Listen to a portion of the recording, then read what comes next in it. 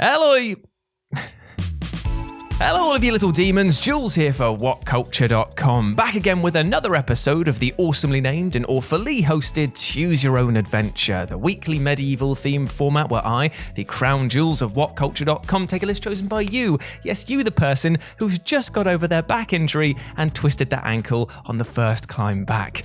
Yay! Good times to be me, right? Yes, you get to decide what list I dole out to you each and every week. And this week we have a suggestion to take a look at video games that took forever to get good. Now, in this modern era of video games, it's never been more important to grab your audience by the danglies and sink your claws in deep. Such is the limited concentration of even the average gamer that publishers will spend literally millions of dollars on flashy advertising campaigns, live events, DLC packs, and reward cycles just to hold your attention like the rattling of keys in front of a wee babby. Basically, video games aim to hook you from the off with bombastic opening sequences, but the titles on this list, well, they took a slightly different, more arduous and horrendously padded route. So let's take a look at them. As I'm Jules, this is WhatCulture.com, and these are 8 video games that took forever to get good. And you know the drill by now. Say hi to me here in the live chat and put your suggestion for next week's episode down in the comments section below. But with that in mind, let's get on with that list.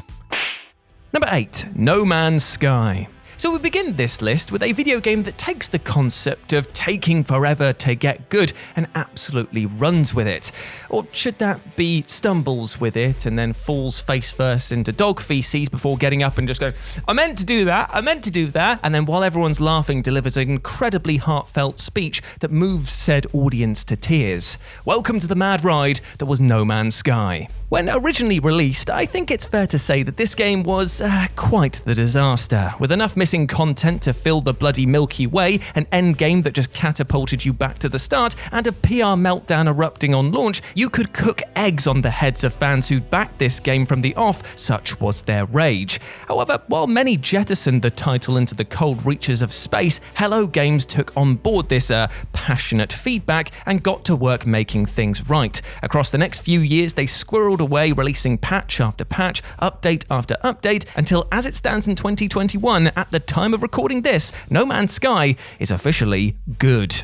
Hell, it's not just good, it's utterly outstanding, such as the amount of content that's in the game today. It actually goes far beyond what the developers promised way back, and that VR mode, it is dangerous levels of chef kiss, my friend. Therefore, this isn't just a video game that took forever to get good, it was actually a developer making good on their original promises. And that's what we like to see.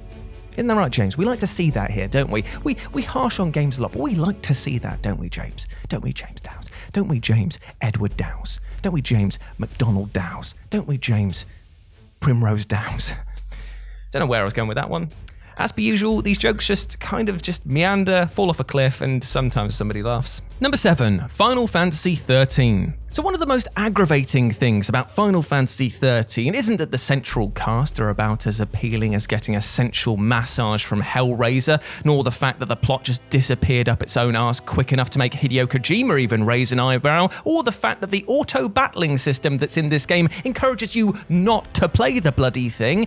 It's actually, and I can't believe that I'm saying this, that after about 10, 13, 15 hours, the game actually does get good. No, seriously, I rag on this game a lot, mainly based on a first and rather disastrous playthrough way back when the game was first released. But upon revisiting the game with fresh eyes, who am I kidding, I'm perpetually tired, when the title finally awards the player some control and some side quests to dive into, it really does feel like the next-gen Final Fantasy that we were all promised. Now don't get me wrong, the path to this moment in the sun is both very painful and incredibly linear. There is so much railroading in this game that you feel at times like you're being dragged along behind the carriage. But when it does get good, my God, it's real good.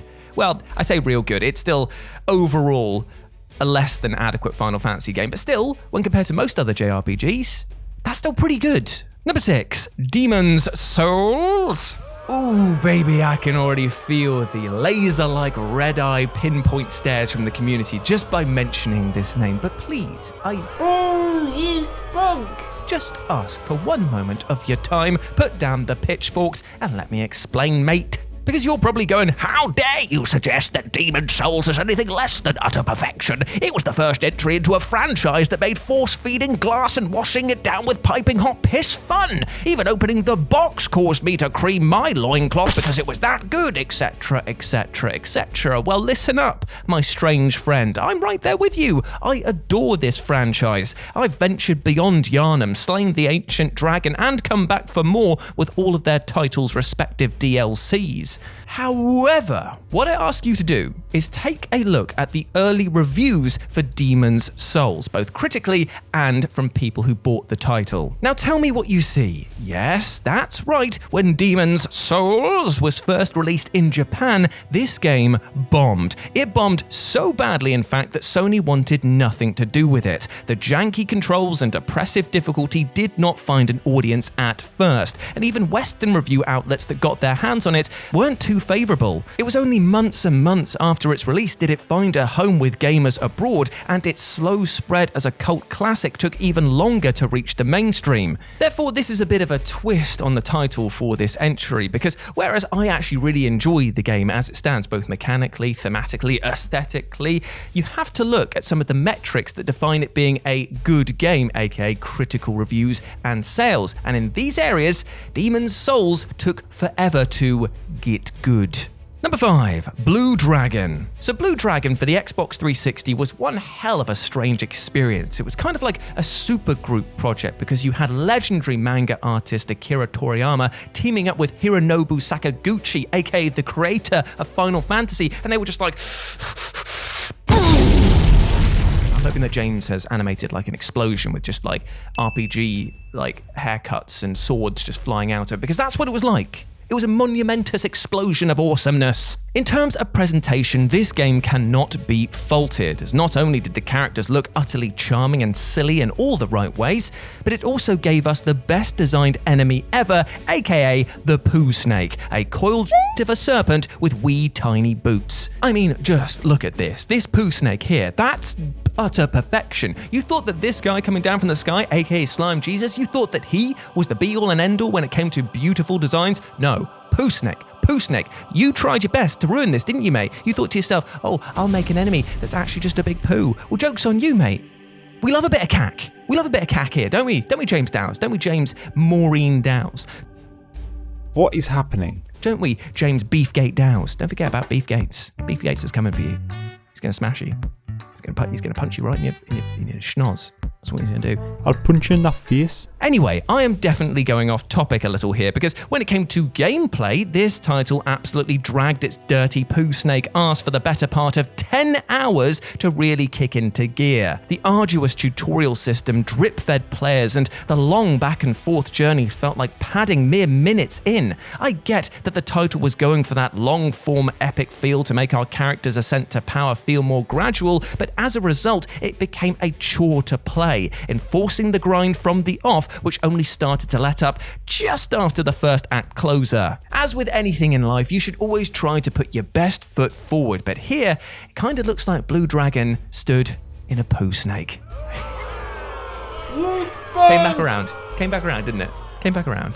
Number 4, Shining Force 3. So, when it comes to discussing the best JRPGs, and say it with me, kids, of all time, I feel like the Shining Force series unfairly gets left out of the conversation. If it were up to me, I'd be smashing down the banqueting halls of the likes of Grandia and Final Fantasy VI and slamming down a copy of Shining Force 3 so hard on the table that hot soup would splash into the eyes of Xenogears and get Persona 4's suit a little dirty as well. I love that game that much. Although I will admit it does take its sweet time to actually start, actually get going. The issue here is that there is a lot of story to tell in this game, and because of its 3-act scenario structure, you get to see this story from 3 different perspectives. This means that it's the duty of the first scenario to set up everything, and as a result, it means that there's a lot of dialogue to wade through to establish all of the moving pieces. Warring empires, kingdoms on the brinks, betrayal, corruption,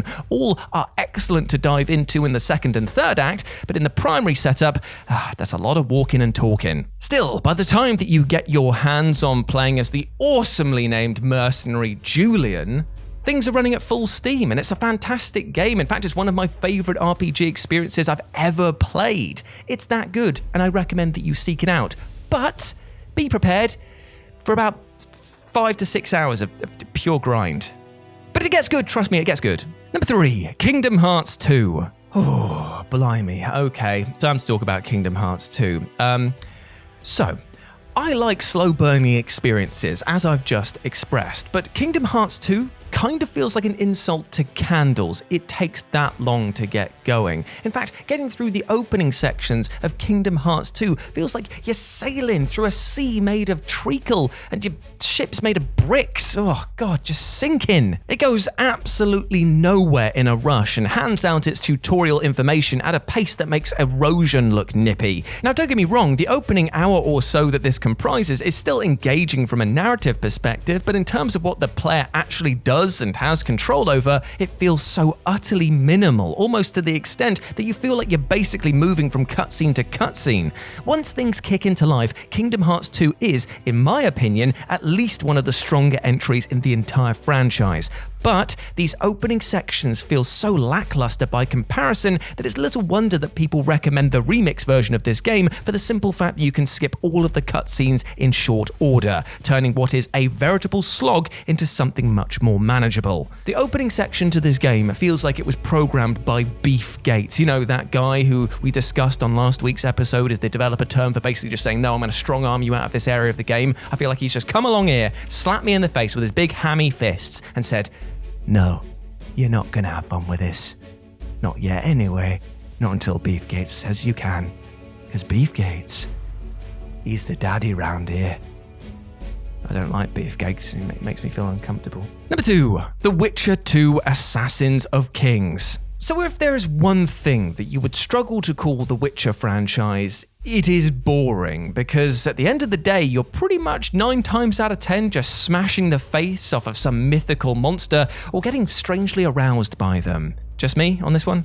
Okay, cool, keep that to myself for future. However, that's not to say that the series was always operating at optimum levels across its tenure, because while The Witcher 2 sought to fix a lot of the jank of the original and streamline the combat into something more manageable, it also seemed to hold the player's hand for a lot longer than many were expecting. The opening hours of The Witcher 2 feel like an elongated tutorial, which kind of makes sense considering the number of changes made between games, but it never really sought to make these moments feel connected to the game world. It was transparently obvious what mechanics were being taught, and it was only after the reins were handed to the player did the luscious side content and enthralling main story really begin to take hold. So while you'd never claim this game as being bad in any sense of the word, it just took a lot longer to get going, and because you knew what the original game had done, you knew what you were going to get, but it was just like, come on, give it to me. Again, Beef Gates was having none of it. And number 1, Star Wars Jedi Knight II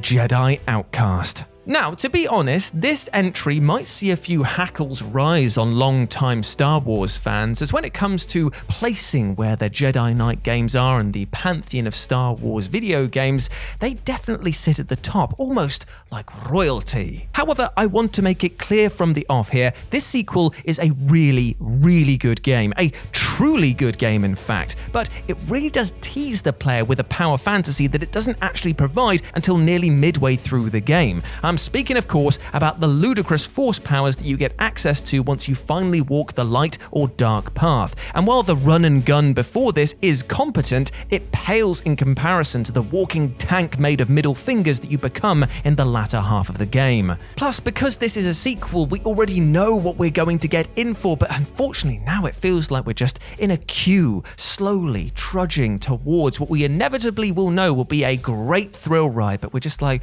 oh, this is taking bloody ages. Why is that person trying to cut in? No cutsies, mate. Oh god, there's somebody arguing at the kiosk about tickets. They've pulled out a different one that's not valid for today and they're holding the rest. Oh, brilliant. Now the other kiosk is closed because they're going on lunch break. I just want to get in and throw a trooper around like he's a bloody ragdoll. I'm not asking for much. And there we go, my friends. Those were 8 video games that took forever to get good. I hope that you enjoyed that, and please let me know what you thought about it down in the comment section below. But before you go, I just want to say one thing. I have something of a challenge for you, an opportunity, as it were. You might have noticed that I'm mentioning Beef Gates quite a lot at the moment. It's because I was tickled pink and then raw by his emergence in my life, and I really, really like the fact that Beef Gates could be a thing. I want Beef Gates to be a thing. I enjoy saying it, and I enjoy what he represents. But here's what I want you to do, my friends. If you are of the artist persuasion or have access to a pen and paper and a scanner, I want you to draw what you think Beef Gates would look like and go message me on Twitter at RetroJ with a 0. I'll put all of the different suggestions up that we've got, and the winner we will look to make into the official artwork for Beef Gates. How about that? Become a part of the Choose Your Own continuity, as it were, the greater MCU of absolute poo. That's what we represent, isn't it, James? James, why doesn't Jules love me? Oh, don't be like that, Beef Gates. I just think Jules isn't very accepting of you. Anyway, like I say, shoot me a message over at RetroJ with a 0. But before I go today, I just want to say one thing. We detailed today a lot about video games that took forever to get good. And you know what? Sometimes in life, we can apply that to ourselves. We might not be in the position we want to be. We might not be career-wise, spiritually, mentally, physically where we want to be. But you know what, my friend? That doesn't mean that we should give up. No, we should dig down and keep pushing on harder, because change takes a lot of time, effort, and a lot of mental strength. So if you need support getting to your end goals, remember you have friends, family, professionals in the support industry, because these people care about you and they want you to not just be well, but to do well as well. Hope that you enjoyed that, my friends. Big love to you, whatever it is you're getting up to today. Treat yourself with love and respect. As always, I've been Jules. You have been awesome. Never forget that. I'll speak to you soon. Bye.